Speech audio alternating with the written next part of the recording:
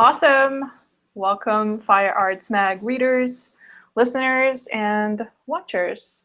Today I'm on with Tara McManus, and Tara is the founder of Third Earth Fireproof, which is a retardant clothing line.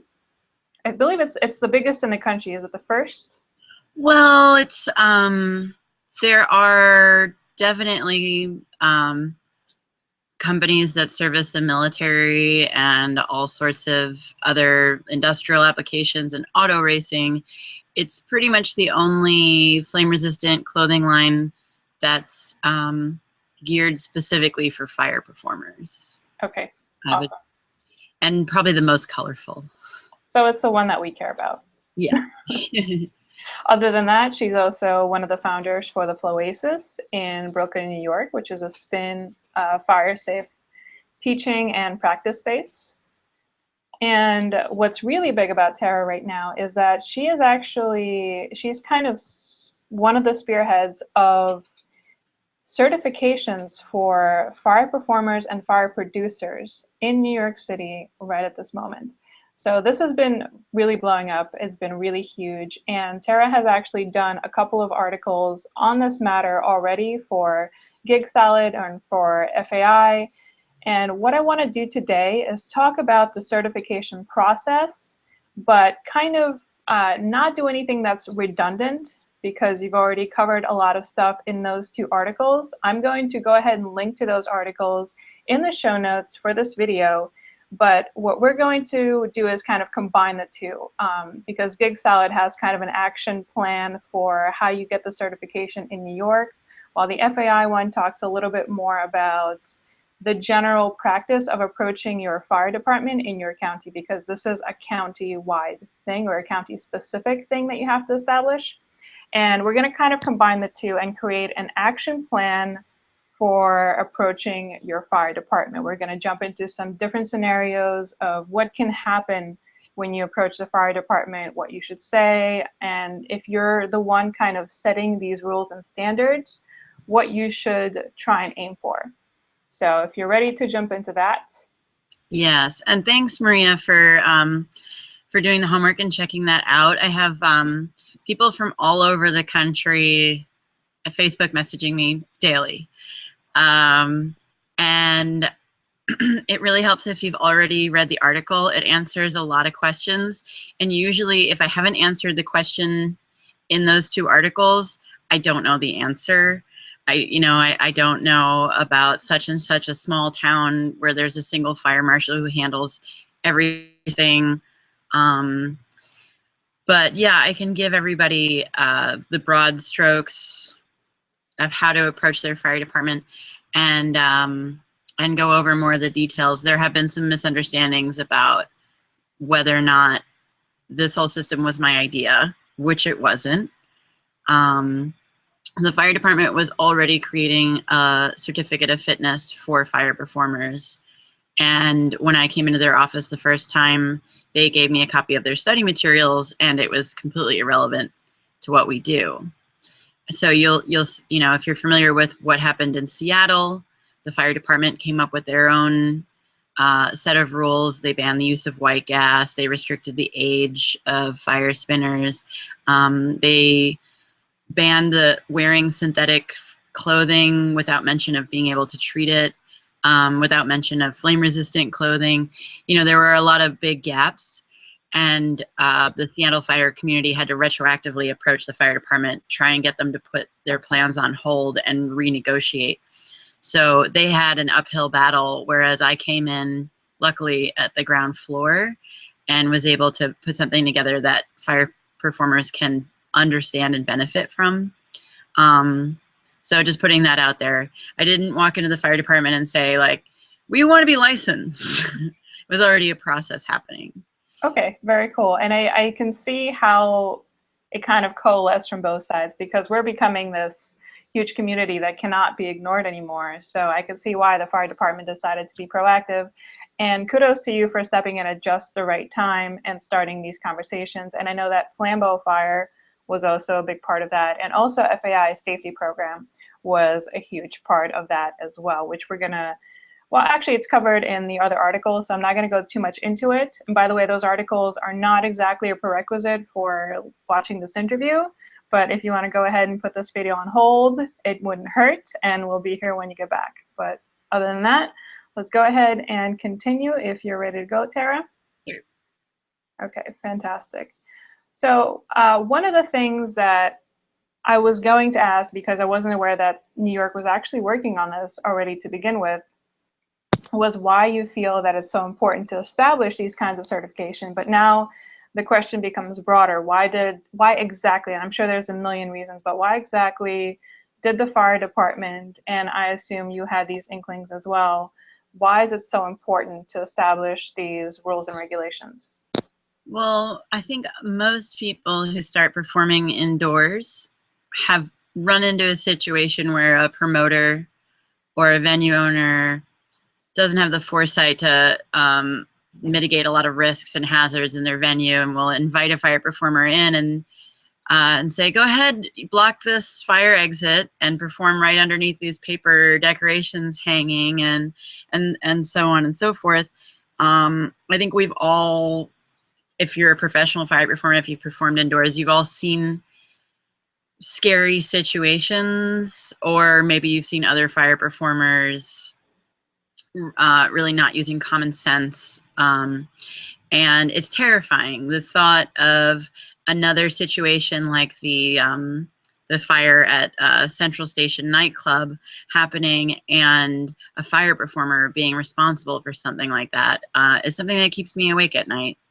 So just like there's a whole national conversation about gun permits and gun licensing, I think it's pretty valid for fire performers to also go through a licensing and permitting system in dense cities, and in cities where, you know, either the performers have reached a ceiling because they can't work legally.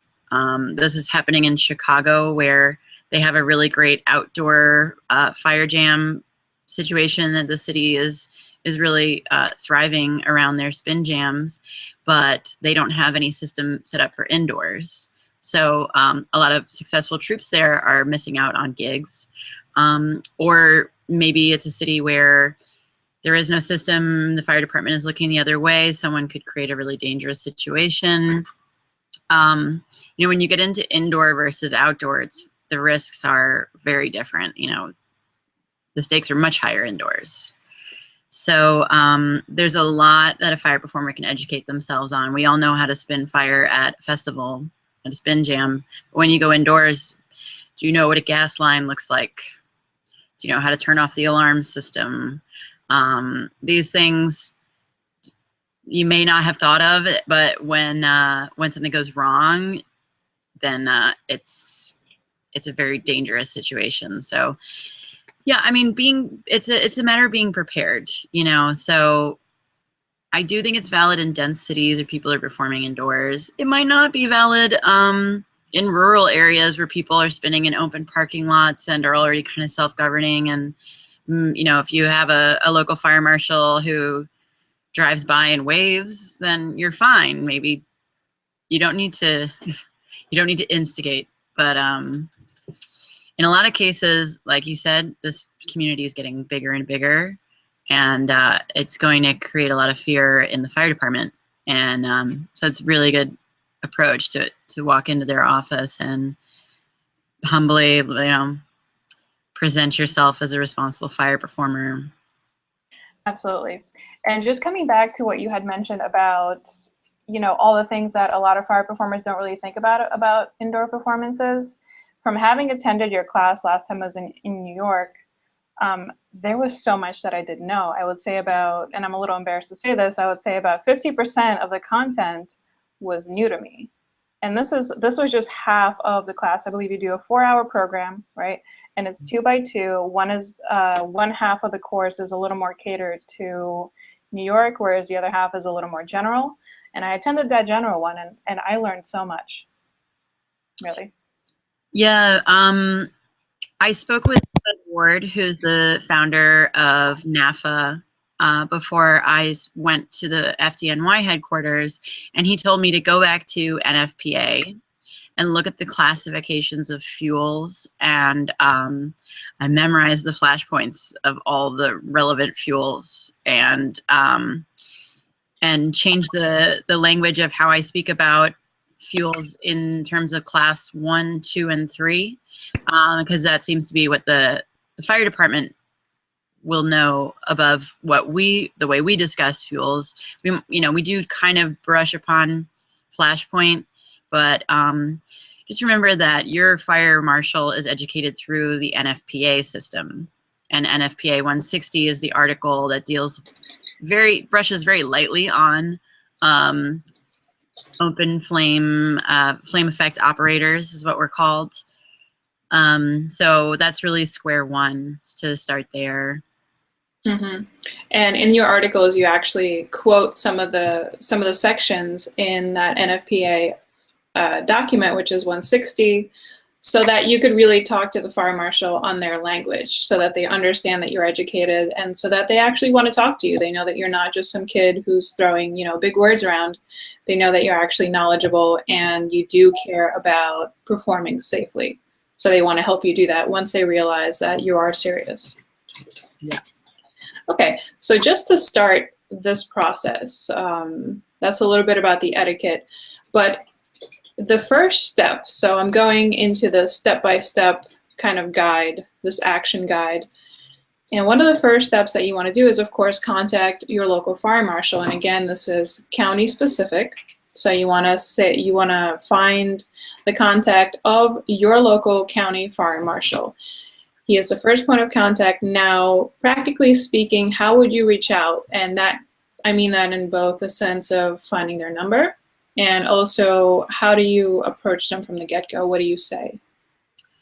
Well, I've in New York, it's immense. In New York City, in the 5 boroughs, we have the second largest fire department in the entire world, second to Tokyo. And it's interesting, I wasn't surprised to find out that we're the largest fire department in the United States because we're the densest city in the United States. But as far as city density across the globe, we're 21 on that scale. But in New York City, we have over 200 fire marshals. They're all trained in the use of deadly force and arson investigation. So, years ago, I would occasionally get hired by Flambeau, pretty much the only fire performer who works on such a large scale, to have the fire marshal come and monitor the effect. And so I would ask the inspector or the marshal, how do we legalize practice and rehearsal? And I didn't get a productive answer. And going to the fire marshal in New York City for me wasn't going to the top enough because there's 200 marshals. They're there to monitor the effect. That's it. In other counties, when I've performed in the Hamptons or upstate New York, I do a Google search. I've looked up small counties like Sag Harbor on Eastern Long Island and called their office, and usually the person answering the phone is surprised to hear from a fire performer. And I say, I'm going to be spinning fire at a summer home, private residence. I just want to give you a heads up. And sometimes what they'll tell me is, okay, we have like 3 people in this office. So call Southampton, they're a larger county. It'll fall under their jurisdiction. And oftentimes, especially with private residents in a small county, they'll just say, we're going to write it down. And if the neighbor calls the fire department, then the first responders look at their list of places and times where approved fire is happening, and they just won't come and respond unless it's actually an emergency situation. So if you live in one of those counties, your work is done. It's pretty easy. In Chicago, I've been talking with Ashley Bertling out there, and she's sort of hit a wall with the marshal and is considering going to the fire commissioner. The commissioner answers to the mayor, and I have yet to meet the commissioner in New York City. That's sort of a very high level position. Just one of those, right? Just one commissioner. Yeah, one commissioner answers right to the mayor. And in New York City, I know we're going to get to this about the explosives unit. New York City has some of the most permissive or most regulated permitting for high explosives, because the bedrock of the city is filled with tunnels. I think it's like 26 stories deep that the bedrock is blown out. And so it's no wonder we have an entire explosives unit. They also deal with terrorist response. Obviously, that's a concern in New York City after September 11th. And they also deal with TV and film, which has been a huge initiative in revitalizing New York City since the 70s. So even, Mayor Bloomberg and Mayor de Blasio have been on a good path of catering to the arts. And so this is something that if you're in a city like Chicago or pretty much anywhere in California and Nevada too, where they really value the arts, that's the angle you want to take. And if you're in a rural community and you want to perform at county fairs, you probably want to take a slightly different approach, maybe a more community approach. So it's just like lobbying. If you want to represent the interest of the official that you're speaking to and be their constituency. But yeah, the short answer to that question is Google search and probably a fire marshal, depending on the size of your city. Mm-hmm. Okay. But if not a fire marshal, then, make someone put you in touch with the appropriate department, obviously. Yeah. If you feel like you're getting blown off, like try and go to their boss, but always be respectful. Yeah, of course. And that's a key part here because you are representing the community. So remember to be very amicable, even if you're not exactly getting the answers that you want. Yeah. All right, sounds good. Now, when we explain exactly why we're calling, and sometimes it's not for a specific event. I know we kind of covered that a little bit. Sometimes it's actually to start the ball rolling on the bigger proceedings of getting some rules and regulations established, getting a certification progress or a system into place. How do we approach that? What do we say? And I know that you mentioned trying to get an 8-hour time slot. How do we jump into that conversation? Is it something that happens over several conversations time, or should we just jump right into it and say, hey, we really need a day of your time? Yeah, I mean, it depends on your intention. For hobbyists, usually the intention is to get a spin jam legalized, and for performers, it's to get some kind of system for indoor fire performing. And another angle, which is very unfortunate, is all over the country, people come to me to tattle on other fire troops, or come to me saying other fire troops are calling them unsafe and illegal and tattling on them. And I want to make sure that everyone's intentions are like really focused on this, that like when fire performers want to insult each other, they go for safety first, like against that person's safety record. And at the Floasis, we're a hub for fire performers. And on a day-to-day basis, someone will come in and sit down in my kitchen and say, these people are like dropping fuel bottles on stage, and these people like do drugs and go to festivals and blah, blah. So there are a lot of different reasons for addressing the fire department. And if your goal is that you want there to be licensing, or if you want there to be a procedure because there are unsafe people, then going through the licensing system is good. Or coming to them with the FAI certificate and saying, look, we have this certificate and we want this to legitimize what we're doing. It kind of depends. I mean, I'm going a little like. Well, I think one of the motivations would be, at least for me, is having that fear every time a cop car rolls by when you're trying to have a spin jam, and there's really nothing you could do except say, hey, we know what we're doing and we're safe. But if you actually have the protection of some kind of ordinance on your side, then that would really be a huge plus, and it would be peace of mind. And I think a lot of this, and something that hasn't been mentioned all that much, is that a lot of this has to do with the enthusiasts that just want to practice, because we have names like fire producer and fire performer certification, but it's also for the enthusiast that just wants to practice their flow art on fire. Yeah, I think that my approach with the fire department in New York City, when I first started sitting down with them, they said, there are too many of these renegade fire performers out there, and they're all undercutting each other, and they're all working for $50, and we need to squeeze them out.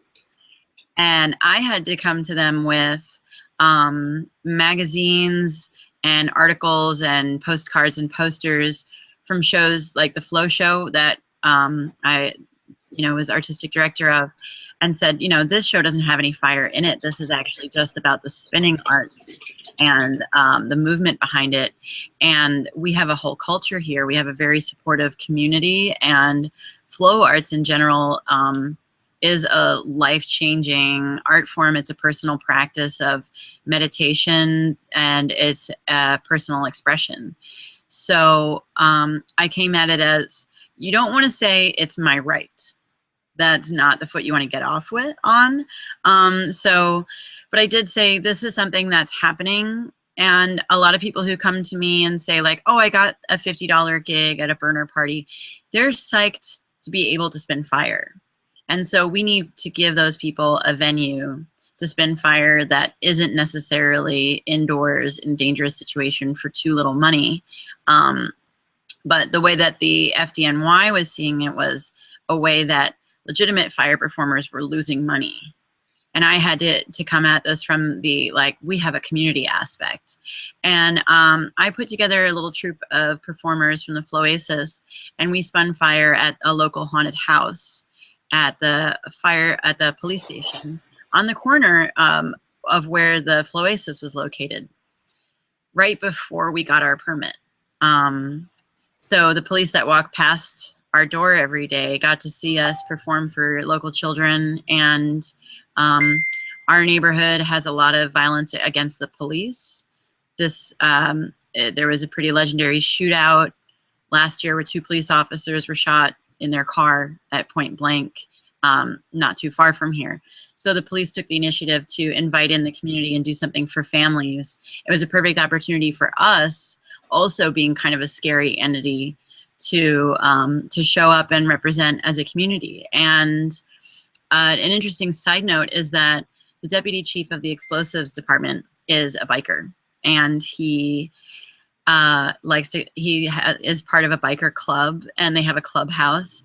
And after we did this this haunted house, he saw us going in line to dunk, going in line to spin off, waiting there with a doobie, safetying each other, patting each other on the back, cheering each other on, yelling if someone's leg is on fire, like we do. And he realized that we have a community. So we weren't a bunch of renegades. We weren't trying to steal gigs. We're doing it for the love of it. And we form incredible bonds, spinning fire together.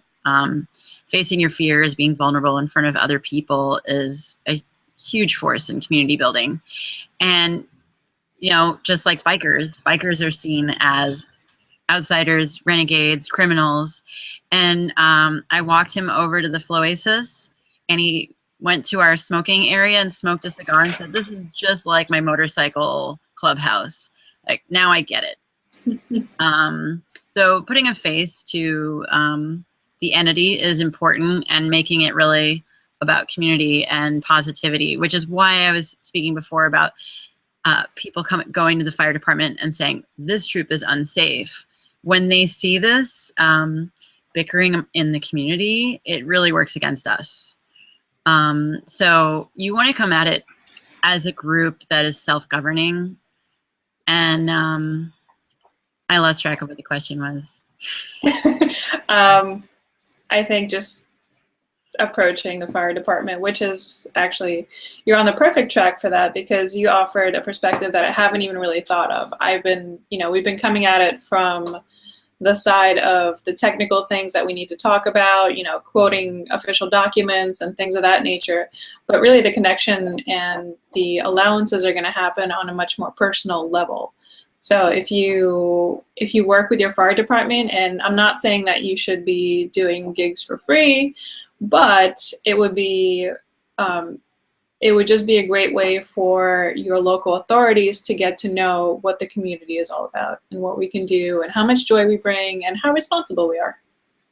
Yeah. Flambeau's piece of advice to me for years was hire the marshal. And in New York City, that was $424 per event. And at the time, I wasn't even getting paid that. And now we've expanded the permit to last at least 30 days. Well, to last about 30 days. And that as they grow their trust with venues, it can be a 3-month permit. It can be a full year permit for the same price. It's all about trust and familiarity. So I am going so far now as to, I'm reaching out to venues that I know have fire shows on a monthly basis and are not doing it legally. And I'm offering them help with GoFundMe accounts to pay for the permits so that they can come in and, do the math on what it would cost for a year of permits and let's raise it. And I've offered to help with the video since I've gotten a lot of media attention for what I'm doing, any help that I can be. So you don't want, one thing I had to avoid saying to the fire department when I went in there was, your permit is too expensive and no one's going to get it. Like, I've been spinning fire illegally without the permit for years because it's a failed system. You can't say that. So I've gotten them to expand it incrementally, and you have to be patient and show them that you're willing to play by their rules, even if your end goal is to try and change their rules. Now, I realize you can't answer this question definitively, but do you foresee that other counties, say it's a really small county, would they have similar kinds of restrictions on requiring a venue permit? And I'm jumping ahead in the questions a little bit here, but since we're on the topic, first, I guess the first question really is, do you think that it's in the performer's best interest that a venue is licensed to have a fire performance indoors? Yeah, I want to clarify the terms really quick. In New York City, at least, I relate it to driving. So we have the certificate of fitness, which is a license, and it's actually like it's a physical license. I'm trying to see if I have mine nearby. It looks like a driver's license. It's got my photo. It's holographic. All of that. That license required that I took a course, just like you would with a driving course, and pass the test. Then the permit, I like to think of it as registering your vehicle so that you can ensure that your vehicle is not going to randomly explode on the road, that you have mirrors, that you have a horn, that your emissions are under federal requirements. I do think it's important to permit the venue, and then also the insurance. It's just like car insurance too. So if something goes wrong, it's paid for. I think all three are maybe not necessary in combination, but in New York, I think it is. And permitting a venue is important because you might not know if that curtain behind you is treated. And I personally have hit curtains before, and thank God they were treated. And I'm really glad that when I go into a venue, I know to say, where's your C15 certificate? And check out, oh, this certificate is 2 years old, and it has to get renewed every year. So like, let's test your curtain and get it recertified. Knowing where the gas lines are, knowing whether or not the sprinklers work, and knowing what kind of alarm system are going to save you a number of problems ranging from a headache to a catastrophe. Yeah. So, yeah, I think it is important for the fire department to come into a venue and ask some really important questions. There are still things that I'm learning about facilities that that would have really ruined a gig for me if I didn't know in advance. And just so no one is scared away from trying to safeguard your venue, it's really the venue's responsibility to pay for the permits. And also keep in mind that this is New York. It has, you know, a history of catastrophes and packed venues. So we definitely, they have sort of an extra level and an extra buffer for safeguarding these venues. So don't be scared by the price tag. It may be a lot cheaper in your area. And this, as I understand you, what you're really paying for with this permit is 2 visitations from an inspector. Is that right? Roughly. Yeah, sometimes we pay more if I say I'm producing a fire variety show with 13 fire acts, they're going to show up again, and they'll charge another $200 for that visitation. But the more that they come in and visit, the less they end up coming in and visiting in the future. So one of the venues I work very closely with, they've just told me that they think they're going to extend the monthly to probably last 3 months now. They will drop in, though, if there is a giant fire production. But if it's someone they know with a prop they've seen and it's just on stage, they just want me to send them an email with the items, being what prop, what person, what fuels, duration of the effect, and they don't have to show up for that. Yeah, in that instance, you do not pay. Yeah, it's just when they show up, it's another $200. Yeah, I'm really hoping for these permitting costs to go down. But when you look at venues in New York City, what they pay for their liquor license, what they pay for their license to have candles on tables in restaurants, $800. I think it's a year, $800 to have candles on the table from the assembly permit. Yeah, it's understandable. And yeah, New York definitely has some crazy standards and crazy restrictions. And I don't anticipate that. I mean, I would assume that large cities have something that's somewhat comparable. But for smaller counties, I wouldn't worry too much about having to pay anything nearly that much, I would assume. Yeah. But of course, you know, you have to do your research. I have to answer the door really quick. I think tonight is double staff class. I will be right back. Okay. Never a dull moment at the Floasis. We've got Dragon Staff and Flow Fitness. Ooh, I wish I was there. Okay, jumping right back into it. So let's say we book our time slot, we go into the fire department's office, and our intention in this particular case is to start the certification or the certifying process for establishing the system. What is the best case scenario, I guess, that we want to aim for? And I just want to, in my mind's eye, that is to actually get your fire department to allow the FAI safety program, because this is a program that is available online. So that means you could do it anywhere. Take watch 3 hours worth of material, take a subsequent test that's $15, get a certification, assuming you pass. And to me, the best case scenario would be that you present the certification to the fire department. Of course, take the test with them so that they could see that it is, reasonable and makes sense for what you're doing, and to say, okay, this is good enough for us. You are now certified to be a licensed fire performer. We will not bother you, et cetera, et cetera. Do you see this being a possibility, or is that highly unlikely? I think it is a possibility in smaller counties. In New York City, they already have the certifications. It's called a certificate of fitness in New York City, and there are hundreds. If you want to retag fire extinguishers, you need a license. If you're a security guard, you need a fire guard license.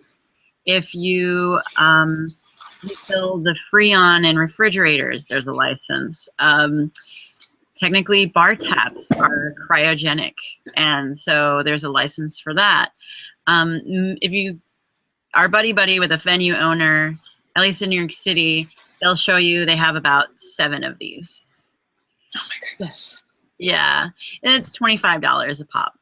I have a certificate of fitness to treat curtains and certify them, and that helps my business too. So if a fire marshal says, is that duvet NFPA 701 compliant, I can actually mail a certificate that says that I've tested it and certify that it's compliant.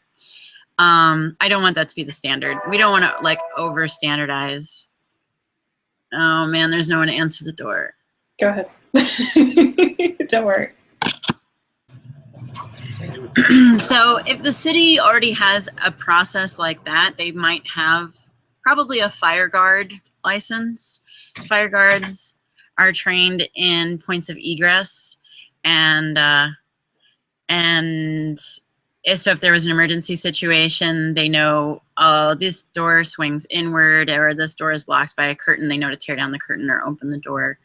So there might already be a system in place. So if you're in a city like that, I know in Colorado and Nevada, they have licensing for fire performers. And if you're in a small county, then hopefully just the FAI completion of the safety course is enough. Mm-hmm. I'm sure mentioning that New York already has or is already licensing fire performers won't hurt either. Yeah. Yeah. Now, the New York City gun license is accepted in 35 states across the country. We accept like relatively no other gun license in New York City. So, yeah, yeah. I'm a New Yorker, and my only interaction with guns has been like literally having one pointed at my head. So like our stance on guns is different when you like grow up to shoot your own food. Yeah. Yeah. It's not that we have more guns, it's just that we don't use them well. Different purpose. Yeah, exactly. If your city doesn't already have some kind of like DMV type office in their fire department, they probably aren't going to create that whole system for fire performers. But if they do have that system in New York City, it's just like the DMV. And you know, you go through, you get your picture, everyone's behind bulletproof glass, and they don't care that you're a fire performer. I mean, they've been very confused lately because normally they're certifying like security guards, and people are coming in like all glitter-tastic and dread wigs and everything. So where are you doing a security shift? Yeah. It's been pretty funny. Yeah. So with all that being said, like hopefully, yes, you are in a county small enough where they will just accept the FAI certification. And in that case, you don't really need to make the distinction, which you have in New York right now, which is between performer and producer. Now, I know that you mentioned that you are a E28 card holder, and the E28 is a fire producer, which means that you can actually oversee shows that include performers without a license. So that's very, very handy. And that sort of, that kind of answers the question of, well, does everybody need to be certified now? Well, no, they don't, because there are producers that are licensed to handle that sort of thing. Does it automatically make you a licensed performer as well? Yes, it does. And I can oversee safeties, unlicensed safeties. So they started the producer license because getting the system off the ground means that not everyone is going to be licensed. And myself especially, I have a lot of international fire performer friends. I want to get them booked when they come to New York. Shade Flamewater is flying in from Australia, and he's going to be teaching fire eating at the Floasis, and I want to get him shows at all the venues that I've already gotten permits for. He's a big deal.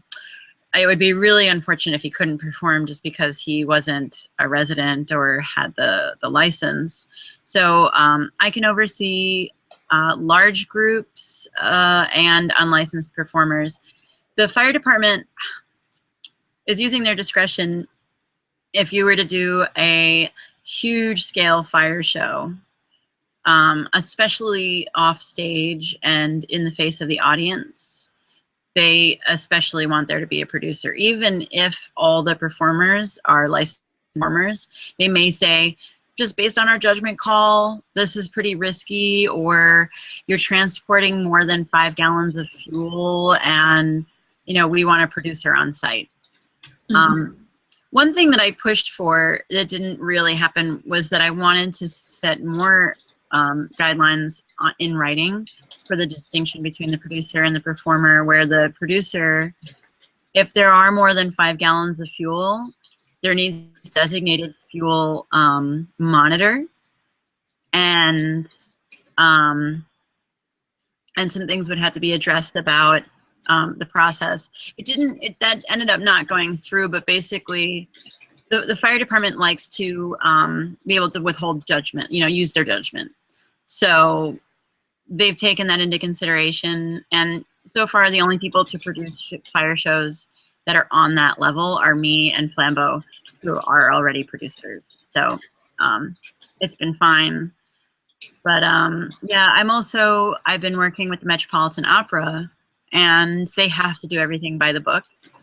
So they have 2 fire jugglers in one of their shows, and I go there for every single show and just make sure that they dunk properly, that they put it in a Ziploc, that they go into the shaftway, that they splash off their fuel, that when the fuel is not being attended, it's locked in a cabinet. I watch them juggle.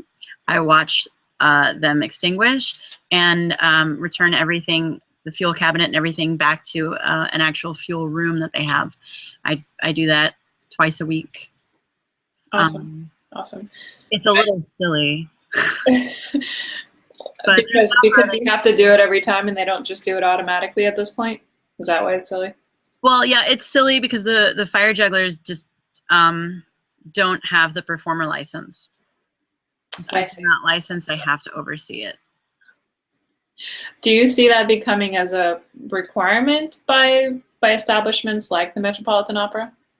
Yeah, on Broadway, it's always been that way, and usually Broadway uses a lot of propane effects, and so a lot of our licensing has been based on pyrotechnics licensing. Like I was saying, we're through the explosives unit, so most Broadway productions have a few pyrotechnicians on staff, and things like Beauty and the Beast has Lumiere, and he has a flame on top of his head. So the permitting system that we're working with now is based on the Broadway permitting system. And they used to allow pyrotechnicians to oversee liquid fuel flame effects. And I came in, and when I explained to them the difference between gas and liquid fuels, I really pushed for making a distinction between the two. And the consequences now, Broadway productions that have liquid fuel flame effect operators are required to have a producer like myself on staff. If they also have pyrotechnics, they're required to have a pyrotechnician on staff. Awesome. It's an industry I'm getting into. I'm working on getting my pyrotechnic apprentice license, and I'm probably going to apprentice with the opera next season in the fall, and being introduced to some pyrotechnic companies in New York looking for work now. It's really exciting, and it's good paying work, and I think fire performers should be getting paid this well too. So sometimes I look at it and think, is this a racket? But this is Broadway. It's New York City. I mean, people are paying hundreds of dollars to see these shows, and we deserve to be making some of that. I mean, all my fire performer friends are so broke they can't even afford doovies. That's not good. Yeah.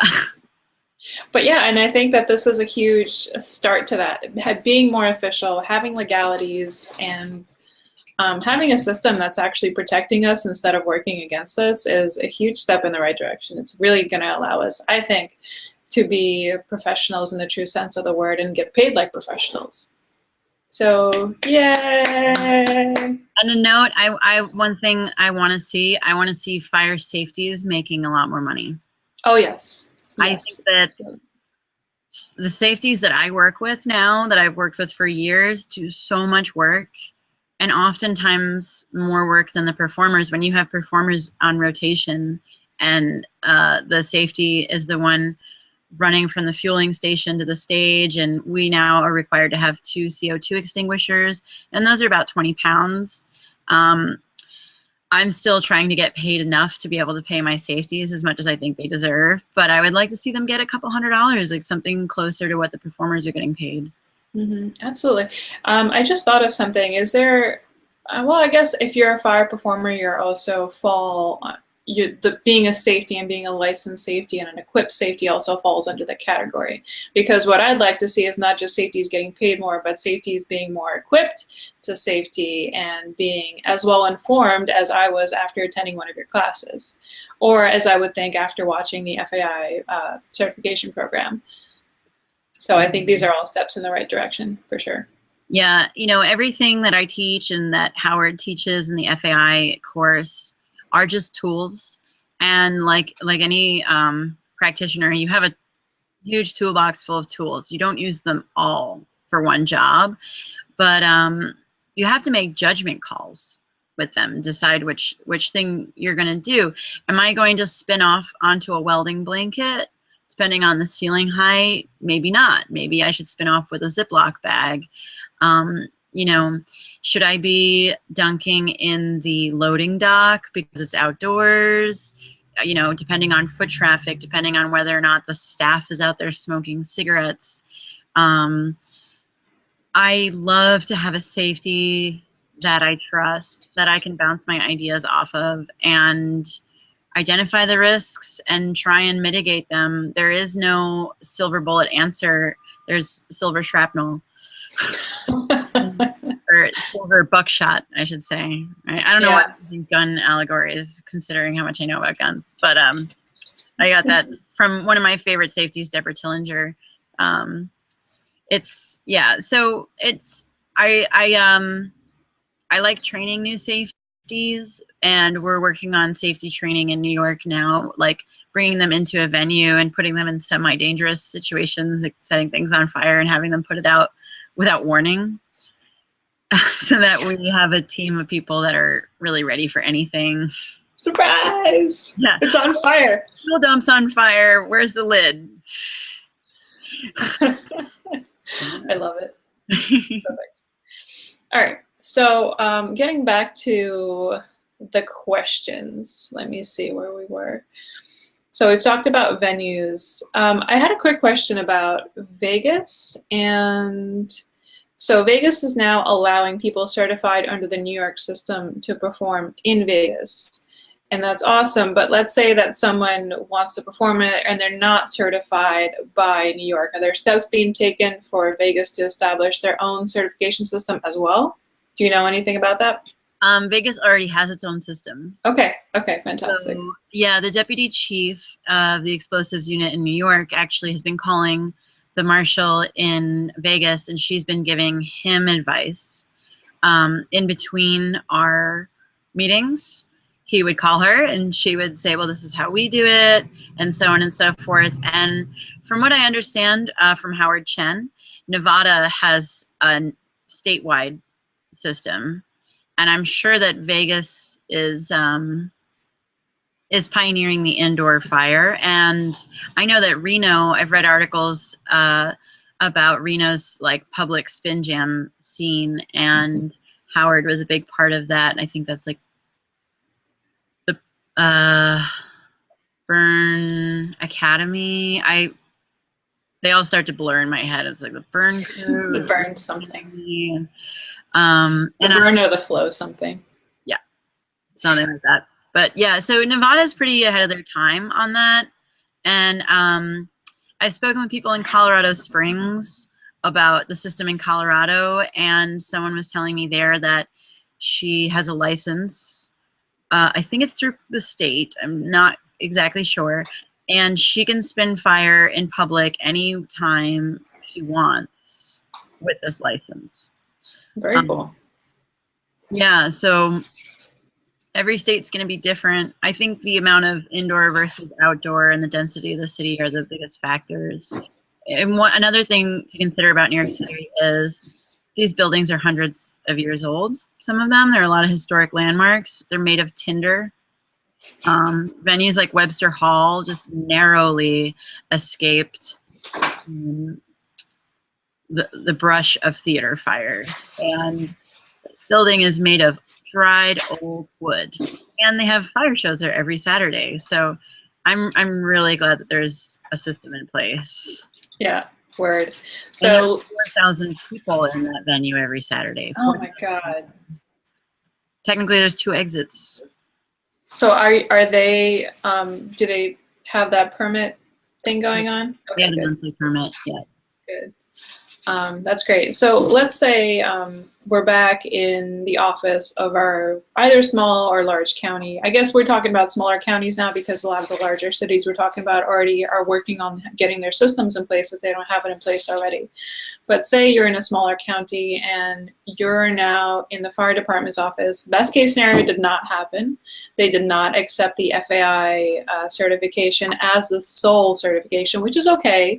But we now have the job of helping the fire department establish another kind of certification test that they will accept, and rules and regulations like approving venues and such. So I was going to ask, because New York has such a great system in place, and I guess now we can reference not only New York but Reno and Colorado.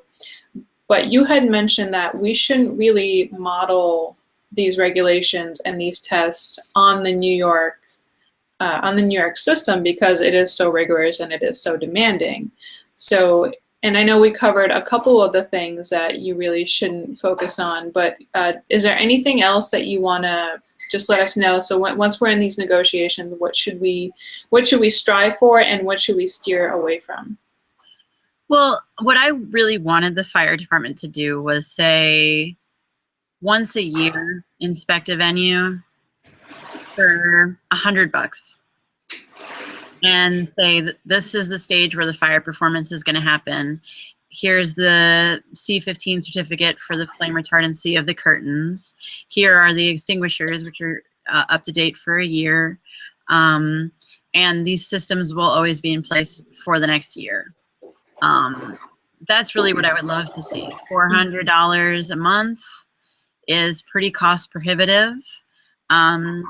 Since I've been working legally, I've been working a lot less.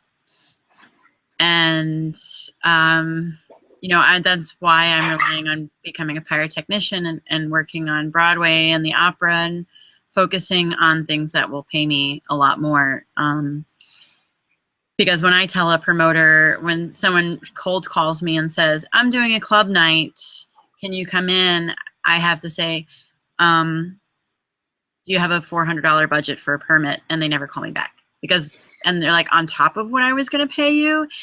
And I mean, that $400 doesn't go into my pocket. So yes, on top of what you would pay me.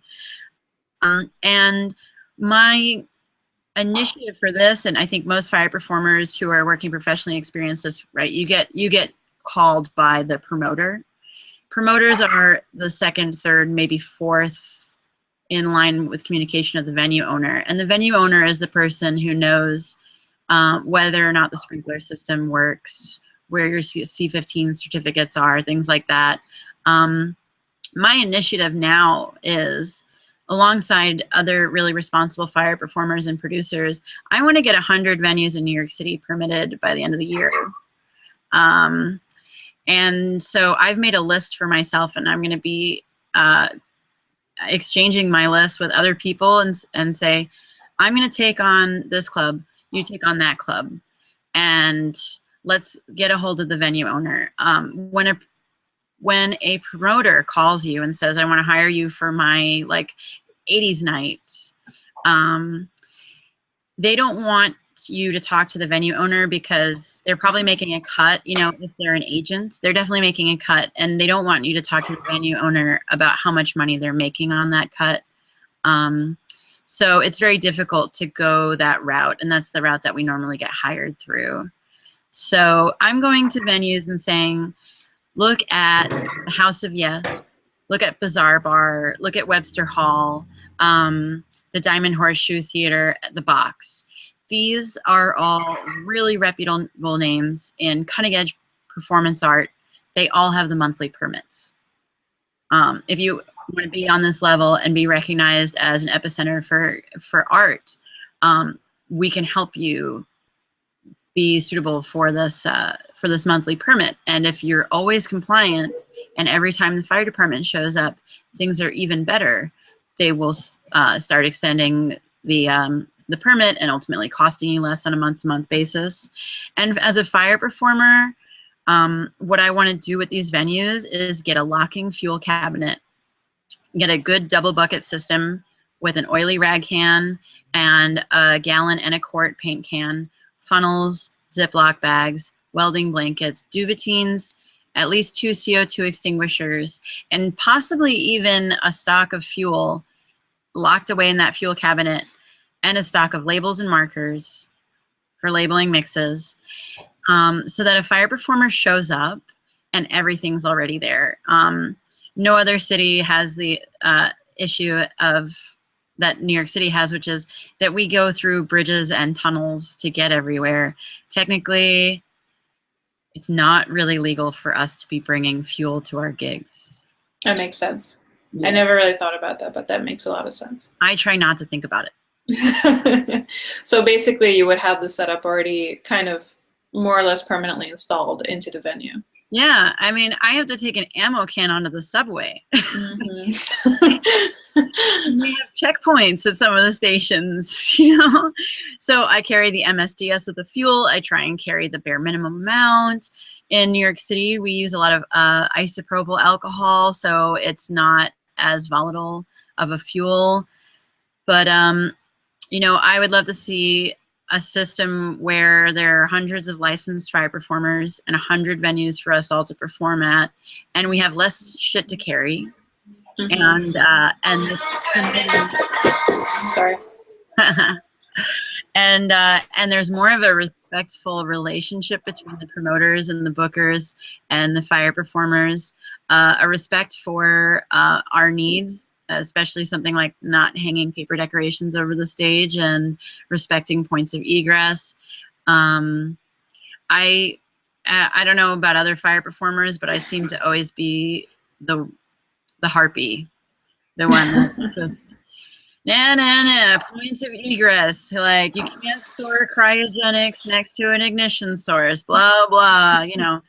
I harsh everyone, and no one really no one really appreciates my harshness. I appreciate your harshness.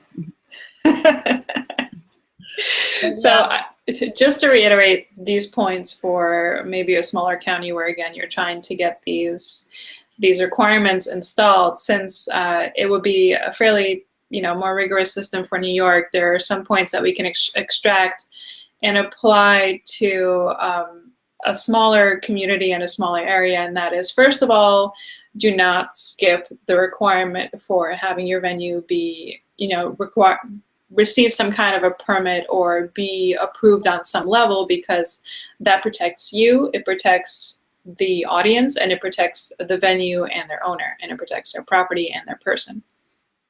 So that's number one. Number two, aim for a permit that, you know, I assume that there is going to be some kind of inspection involved at some point, because, you know, the fire department will have to check out the venue, and they will have to make sure that it is approved to their requirements. And someone's going to have to get paid for that. That's a given. Try to extend the time of that permit, and try to reduce the number of times that inspector actually has to show up without doing anything, you know, without lying to them about anything or misleading them about anything. And hold the booker or the promoter responsible for maintaining a safe situation. Yeah, that's right. That's a good point. Don't let them just move things around and change things around, because then ultimately it looks like you're lying to the, you know, to your fire department about the conditions of this venue, because they're changing on you, and, you know, the fire department does not know about that, and you are their point of contact, not the venue owner. Yeah. And also the last point is that, again, the venue is responsible for this fee. So don't think of it as something that's coming out of your pocket. However, it is in your best interest to reduce that cost as much as possible, because you do want that venue to ultimately hire fire performers. Yeah. Okay, awesome. So we've covered a lot here. Some really huge points.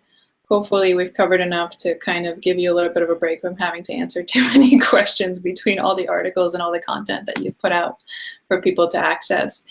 The last question I want to throw at you is a pretty big one. How do you feel about establishing these kinds of regulations on a federal level? And what can we do as fire performers, as fire enthusiasts, and as fire producers to help bring it to a national level? Well, I think of my anarchist fire spinning friends in Alaska, and I think we shouldn't go national. They, in Alaska, call the fire marshal and say, oh, there's a county fair and we're going to have a spin jam in the parking lot, and you know, we'll be here and we'll be following over all of our safety procedures. And the fire marshal says, why are you wasting my time calling me and telling me this? So in that but see, I would think that that would be a reason to establish that on a federal level, because then the fire marshal cannot say that. Then the fire marshal was required by federal law to uphold certain, certain rules. Yeah, but my anarchist fire spinner friends in Alaska would hate me. Oh, okay, I understand. Yeah, I mean, I think that if we were to shoot for some kind of national level, we would want, I don't want to say that we would want it to be the lowest bar of safety standard, but we would want it to be the lowest, a low level of standardization. It's just like standardized testing doesn't really work. And just like an NFPA 160, at the end of every stipulation, it says, according to the jurisdiction of the authority having jurisdiction. So, you know, on a national level, if we had the New York City standards, I think that would be really oppressive for communities where they have open and free spin jams. Currently, New York City doesn't have legal outdoor spin jams. And I really hope that New York City will learn from Chicago. And currently, Chicago doesn't have legal indoor. So, you know, like, we can combine forces there because we're similar cities. And maybe there's some kind of categorical national standard for suburban areas, urban areas, rural areas, and Alaska. They're not really a part of this. Yeah. They're kind of an island. Yeah, I They're think really Canada. Yeah, and the thing is you and I are speaking from a post NAFA kind of situation here, but Sideshow has been teaching a lot of practices that are different, and I would argue less safe than the practices that we got in our foundation. And so all across the country, there will be some discord between these two communities, the flow arts community and the Sideshow community. So, and I don't want to go so far as to ban breathing fire with Kingsford, but I do want people to know that Kingsford is deadly if swallowed and contains high levels of benzene, which is far more carcinogenic than anything you find in even white gas. And you should never breathe fire with white gas. I think there are some things that we should absolutely put our foot down on. I've met people who swear by breathing fire with diesel fuel, automotive fuel. And I think, like, on a national level, we should all agree that if it goes into a vehicle, it should not go into your body. But the problem with standardization is that some people are going to get left behind, or some practices that might have 20+ years of tradition might end up getting banned. And I don't want to see that get out of hand. Mm-hmm. I could definitely, yeah, I definitely respect that answer. You brought up a lot of excellent points on the issue. Yeah. And yeah, I mean, for instance, in Seattle, they're talking about the fire department wants to have a 5-gallon bucket of water on stage. Yay! And if you pour water on a fuel fire, you'll either get boil back, which is when the water goes underneath and then gets superheated and boils up and shoots fire up in the air, or that's it, it's contained. Or if it's not contained, then you just have the burning fuel like sitting on top of water and probably going towards your audience. Yay! So, you know, we don't want the Seattle Fire Department to make the standard for the yeah, that's certainly understandable. Yeah. Well, hopefully, I guess the best case scenario here is really that the right kind of collaborations take place and really infect other counties and other states with the appropriate way to do things. Like hopefully with having you as a voice and having FAI safety program as a voice and Flambeau as a voice, everyone who has all this extensive experience, who have done their own testing, who have, you know, scoured through countless documents and reports and, you know, fuel properties. These are the people that end up sort of saying, hey, this is what's right and this is what's reasonable and this is the research that we've done. And other areas, other communities will pick up on that and kind of it'll become a national standard rather than actual federal law. Yeah, totally. And if you're looking for materials, there is the FDNY study materials are available online.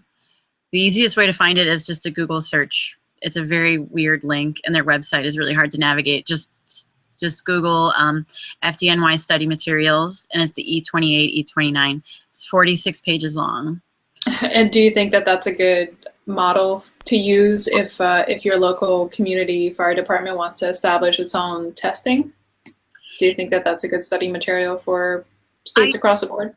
I do think it is. I've read the Seattle one, which is under 10 pages, and the thing I don't like about it is that at the bottom of every stipulation it says if failure to comply will result in fines or removal of your license, and we want to avoid that kind of language, even though we have 46 pages in the New York City study material. To be honest, most of that is based on the content of the FAI videos, and the FAI videos are great, but since it's not in writing, depending on how your fire department is, like you have it written and you have it in video form too. So, and FAI is continuing to update that information. We're going to be doing a few videos about indoor fire performance. It's another thing I lose sleep over. You know, creating a monster, but the monster's already out there. We just need to make sure it's responsible. And there will be some more print materials coming through.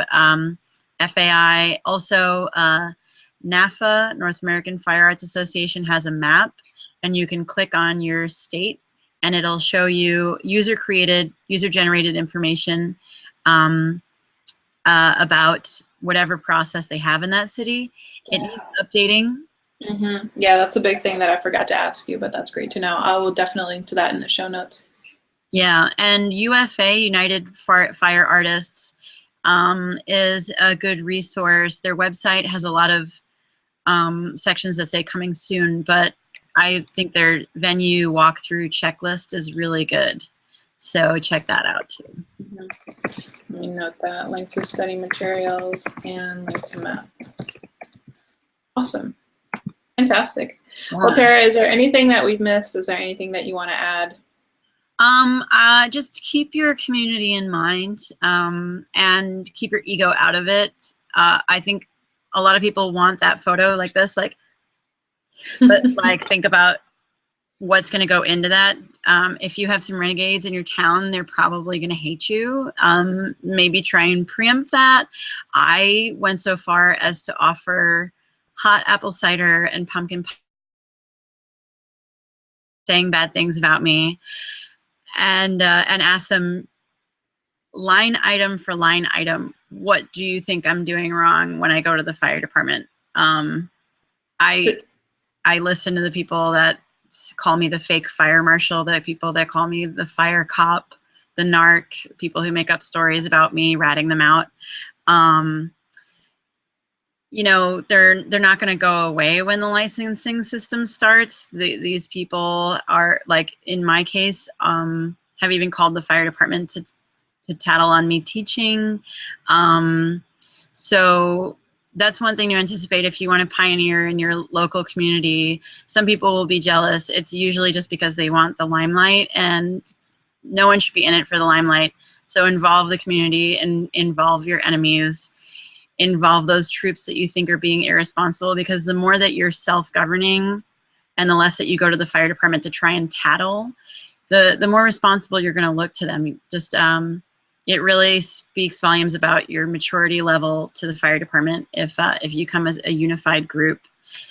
So that includes sideshow and flow arts. We all need to work together on this. Mm-hmm. And just a note about resistance: if you're meeting with a few haters, and if you're getting a couple of bad apples thrown your way, it kind of means you're doing something right. You're really creating change that's affecting a lot of people.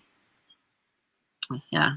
I know, and I thank you for bearing the cross and for dealing with the naysayers. Yay, Tara! Thank you for all the work that you've done. Thank you for joining us tonight. This has been an awesome, awesome interview. I'm really looking forward to getting it out to the community, and I bid you adieu and wish you a very, very good night. All right. Thanks, MK. You're welcome. See you guys later. Bye.